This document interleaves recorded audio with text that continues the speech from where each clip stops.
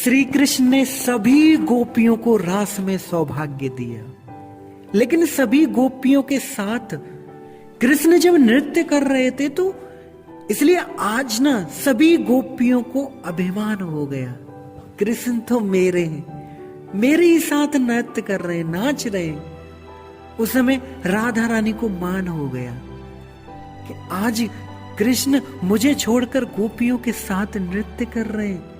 राधा रानी को गुस्सा आ गया। तो उस समय कृष्ण गोपियों का अभिमान तोड़ने के लिए और राधा रानी को मनाने के लिए सभी गोपियों के बीच में अंतर ध्यान हो गए। राधा रानी को लेकर श्री कृष्ण किसी गूढ़ वन में चले गए। राधा रानी प्रसन्न, उनका मान दूर हो गया और उस समय राधा रानी कुछ ज्यादा ही श्री कृष्ण के प्रति आकृष्ट हुई और कहने लगी, हे कृष्ण, मेरे पैर में बहुत दर्द हो उठा है, कृपया आप मेरे जो पैर है आप मुझे उठा लीजिए।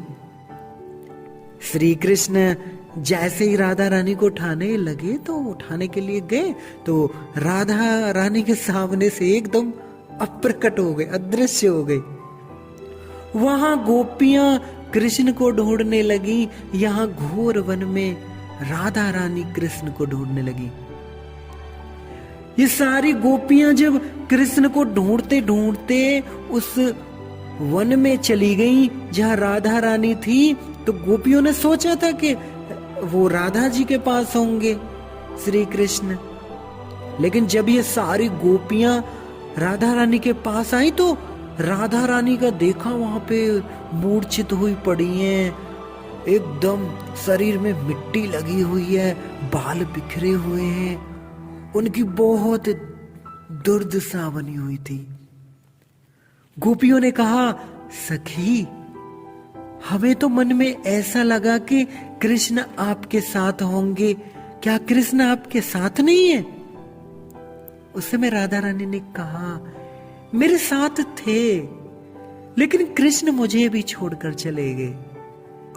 समस्त गोपियां राधा रानी के समेत सारी कृष्ण को ढूंढने लगे। जब ढूंढते ढूंढते घोर वन में जाने लगे वो अंदर, लेकिन एक घड़ी के लिए ना सभी गोपियों ने सोचा कि कृष्ण ना हमसे दूर भाग रहे हैं, आज कृष्ण हमसे दूर जा रहे हैं और यदि इसी प्रकार घोर वन में अगर हम चलती रहेंगी, जितना हम दूर जाते जाएंगे और कृष्ण जब आएंगे तो कृष्ण के पैरों में कांटे चुभेंगे, पत्थर लगेंगे, कंकड़ लगेंगे, तो उनको चुभेंगे, दर्द होगा, इसलिए हमें ज्यादा दूर नहीं जाना।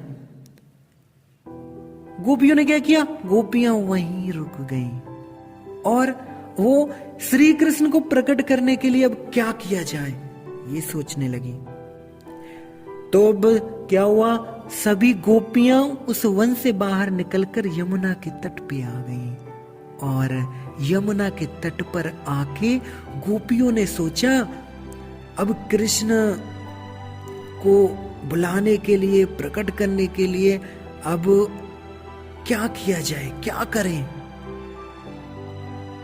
तो सोचती हैं, बोले कृष्ण को प्रकट करने के लिए, मेरे गोविंद को रिझाने के लिए हमें गीत गाना चाहिए। भगवान श्री कृष्ण भी कहते हैं ना, यत्र गायन्ति मत्र भगता मत भक्ता तत्र तिष्ठामि नारद। भगवान ने बोल दिया ना कि जहां पर मेरे भक्त मेरा नाम रूप गुण मेरा कीर्तन करते हैं, मैं वहां प्रकट होता हूं। गोपियां इस बात को जानती हैं, इसीलिए उस समय सभी गोपियों ने यमुना के तट पर कृष्ण को प्रकट करने के लिए बहुत सुंदर अद्भुत गीत गाने लगी।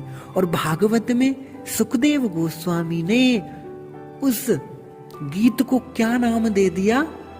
गोपी गीत। संत लोग कहते हैं, वैष्णव लोग, कि इस गोपी गीत का रहस्य, इसकी महिमा केवल या तो गोपियां जानती हैं या श्री कृष्ण ही जानते हैं, है ना।